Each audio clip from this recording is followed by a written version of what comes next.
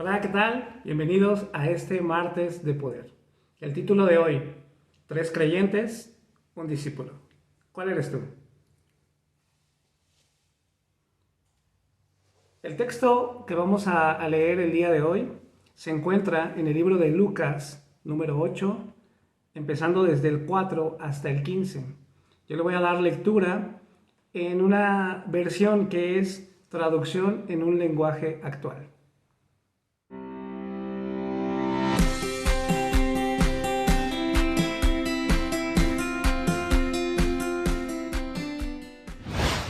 Mucha gente había venido de distintos pueblos para ver a Jesús. Él les puso este ejemplo.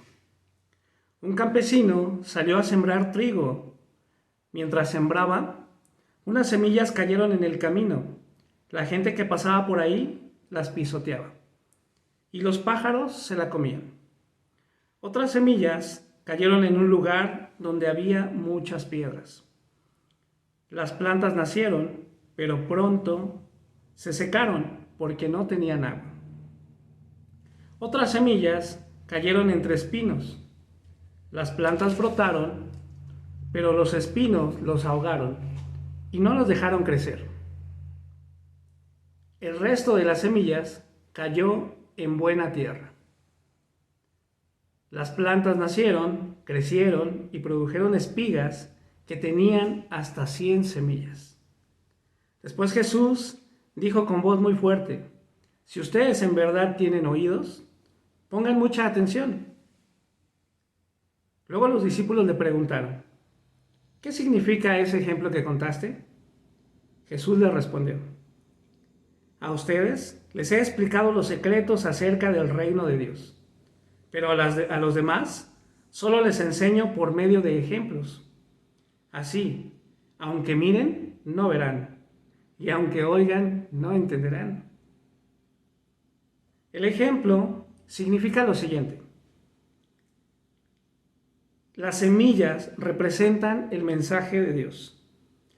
Las que cayeron en el camino representan a los que oyen el mensaje, pero cuando viene el diablo, hace que se les olvide, para que ya no crean ni reciban la salvación que Dios les ofrece.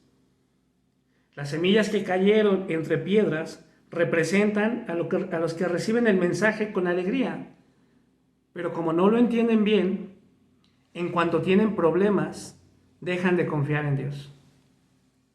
Las semillas que cayeron entre espinos representan a los que oyen el mensaje, pero no dejan que el mensaje cambie sus vidas, pues viven preocupados por tener más dinero y por divertirse.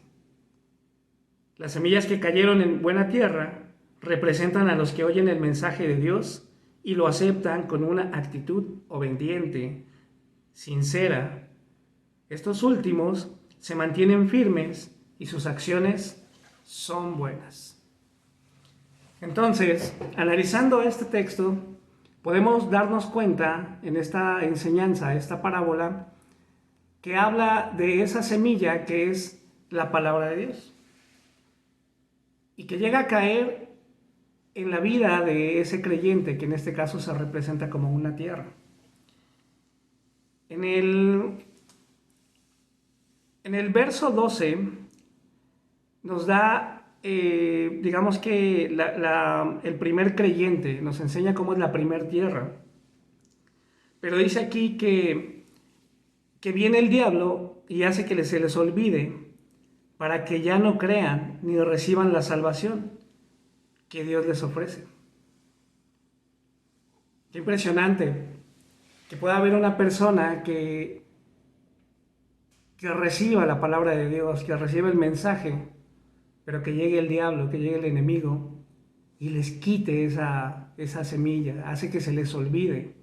Pero lo impresionante de esto, en este verso 12, que dice, para que ya no crean ni reciban la salvación que Dios les ofrece. Qué tremendo. Segundo creyente, segunda tierra, en el verso 13 nos dice que ellos reciben el mensaje con alegría, pero no lo entienden. Cuando tienen problemas, dejan de confiar en Dios. Qué tremendo es que recibes el mensaje de Dios, recibes promesas de parte de Dios. Dios te tiene una salvación, pero el no tener fe, el no confiar en Él, te hace que lo pierdas. Siguiente creyente, siguiente tierra, nos dice que oyen el mensaje, pero no dejan que el mensaje cambie sus vidas, pues viven preocupados por tener más dinero y por divertirse. Tremendo, ¿no? Que llega la palabra del Señor, nos incomoda a cambiar, pero no dejamos que cambie nuestras vidas. No dejamos que en realidad Dios sea nuestro Señor, que Jesucristo sea nuestro Señor, nuestro Salvador. Y nos dice aquí, dice que le interesa más, están más preocupados por tener dinero y por divertirse, por los placeres del mundo, por las cosas que el mundo ofrece, las cosas que tienen un fin, las cosas que van a acabar. Y esas son las cosas en que a veces el creyente se ocupa y pierde la visión en las cosas de Dios, pierde el enfoque hacia las cosas de Dios. Siguiente creyente, siguiente tierra, que está en el versículo 15, nos dice que ellos oyen el mensaje de Dios y lo aceptan con una actitud obediente y sincera. Se mantienen firmes y sus acciones son buenas. En otras versiones dice que dan mucho fruto. Y a esto es a lo que yo llamo discípulo. En este tiempo de enseñanza que hemos recibido en la iglesia, el Señor nos ha hecho mucho énfasis en que un discípulo da fruto y que árbol que no da fruto es cortado. Entonces, qué impresionante los rasgos de esta tierra, porque dice, y de este creyente, porque dice, lo acepta con una actitud obediente.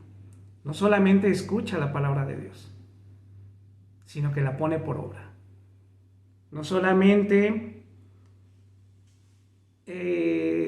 recibe la palabra de Dios con una actitud obediente, sino también es sincero al hacer las cosas. Lo hace con una intención correcta y verdadera. También nos dice que se mantiene firme. Puede llegar pruebas, pueden llegar dificultades, pero está firme en las cosas de Dios, firme en esa roca que es Jesucristo. Y la consecuencia de todo eso es que da buenos frutos, muchos frutos. Ahora, quiero abundar un poco más en estos rasgos, en estos aspectos de un discípulo. ¿Me acompañas? Aspecto número 1 del creyente que ahora es un discípulo. Y lo encontramos en el verso 12, cuando nos hace énfasis que recibe el mensaje, pero llega el diablo, lo quita y hace que no crea en Dios. El primer aspecto que tenemos que tener como discípulos es creer en Dios, como el único Dios, como nuestro Señor, como nuestro Salvador. Solo uno, no hay más dioses. Segundo aspecto, nos dice que entiende el mensaje de Dios, y eso lo podemos ver en el verso 13, cuando nos hace la comparativa de esta tierra, de este creyente, que dice que recibe el mensaje con alegría, pero no lo entiende bien. Nosotros, como discípulos, como seguidores de Cristo, nosotros tenemos que entender el mensaje que proviene de Dios. Siguiente aspecto, número 3, nos dice que confía en Dios. Y eso lo vemos en el verso 13, donde dice que en cuanto tienen problemas, dejan de confiar en Dios. Nosotros como discípulos, nuestra confianza tiene que estar plena en las cosas de Dios. A pesar de la dificultad, a pesar del desierto, a pesar de los tiempos que pareciera donde Dios no está, nosotros tenemos que confiar, porque Él es fiel. Siguiente aspecto, nos dice el número 4, que deja que el mensaje cambie su vida. Y eso lo encontramos en el verso 14, cuando dice, oyen el mensaje, pero no dejan que el mensaje cambie sus vidas. Un discípulo escucha, y cambia, obedece y hace. Siguiente aspecto, número 5, nos dice que tiene una actitud obediente y sincera. Eso lo encontramos en el verso 15, que nos dice, oye el mensaje de Dios y lo acepta con una actitud obediente y sincera. ¿Qué quiere decir con eso? Que cuando nosotros recibimos la palabra de Dios, recibimos incluso una exhortación, nosotros lo tenemos que recibir con una actitud obediente, pero también sincera. O sea, no es hacer las cosas por quedar bien con el pastor, quedar bien con un líder, quedar bien con una persona. No, nuestra actitud en realidad tiene que venir de lo profundo de nuestro corazón, entender que proviene de parte de Dios, ser sinceros al recibir esa enseñanza para poder ser obedientes y aplicarla. Siguiente aspecto, el número 6, nos dice que se mantiene firme. Y eso lo vemos también en el verso 15. Dice, se mantiene firme en las cosas de Dios. Se mantiene firme en los estatutos que Dios demarca. Se mantiene firme en la fe, en que Dios ha puesto ese mensaje en él, que él tiene que ser obediente, que él a veces, ese discípulo tiene que esperar. A veces el discípulo tiene que aprender a dejar esas cargas que uno trae, esa manera de controlar la vida, de controlar cada aspecto de nuestro diario vivir y confiar plenamente en quién es Dios. Confiar en que Él hará, en que Él va a hacer ese milagro, que Él va a obrar en tus finanzas, que Él va a obrar en tu familia, en tu matrimonio, en tu trabajo, en cualquier circunstancia, Él lo va a hacer. Por último, nos dice el número 7, sus acciones son buenas. En otras versiones nos dice que da mucho fruto. Entonces, un discípulo no solamente es el que recibe y el que se llena de una manera, digamos, en que solo lo quiere para él, en que solo quiere que haya bendición en su casa, quiere la salvación, quiere que todo esté bien en todo su contorno. No solamente es el discípulo recibe esa bendición de parte de Dios para quedársela, sino que nos dice que sus acciones son buenas en esta versión. Otras versiones dicen, dan mucho fruto. Las enseñanzas, volvemos a lo mismo, de lo que Dios nos ha estado incomodando y hablando, es que el discípulo da fruto, y da mucho fruto. Entonces, yo te pregunto, como discípulo, como seguidor de Cristo, si le preguntáramos a tu esposa, si le preguntáramos a tus hijos, si le preguntáramos a tus papás, a tus hermanos, ¿cómo te ven? ¿Qué tanto fruto estás dando? ¿Qué tanto cambio hay en ti, en tu vida? ¿Qué tan firme te ven en las convicciones con respecto a Dios? Tu fe, ¿dónde está cimentada? Yo te dejo este tema que para mí ha sido de gran bendición a mi vida y me hace entender y buscar más de la palabra de Dios, buscar más a Dios, estar más en intimidad, en realidad buscar ser ese discípulo que da fruto, ese discípulo que obedece, que tiene una actitud correcta, que es sincero, que lo hace por amor, lo hace convencido y pleno de quién es Dios. Yo te invito a que medites en este martes y que le pidas a Dios discernimiento con respecto a su palabra. Si hay áreas que a lo mejor tienen que ser incomodadas de parte de Dios y te van a llevar a estirarte, a tener un crecimiento y que tal vez va a ser un reto y tal vez va a ser doloroso. Pero con todo amor yo quiero decirte que nosotros estamos llamados a ser discípulos, no solamente creyentes. Estamos viendo en esta parábola, en esta enseñanza, 4 tipos de tierra, 4 tipos de creyentes. 3 que solamente se quedan como creyentes y el número 4 que decide ser un discípulo, decide ser un seguidor. Y si me permites, quiero orar en esta tarde, en este tiempo, para que esa semilla en realidad dé fruto.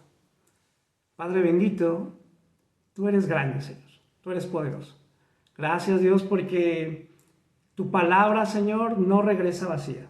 Gracias, Padre, porque, mi Dios, tú nos llenas, Señor, en abundancia mi Dios, con tu palabra, mi Dios. Pero no es solamente para que nos quedemos con ella. No es para enriquecernos solamente, Padre. No es para que nos vaya bien, mi Dios.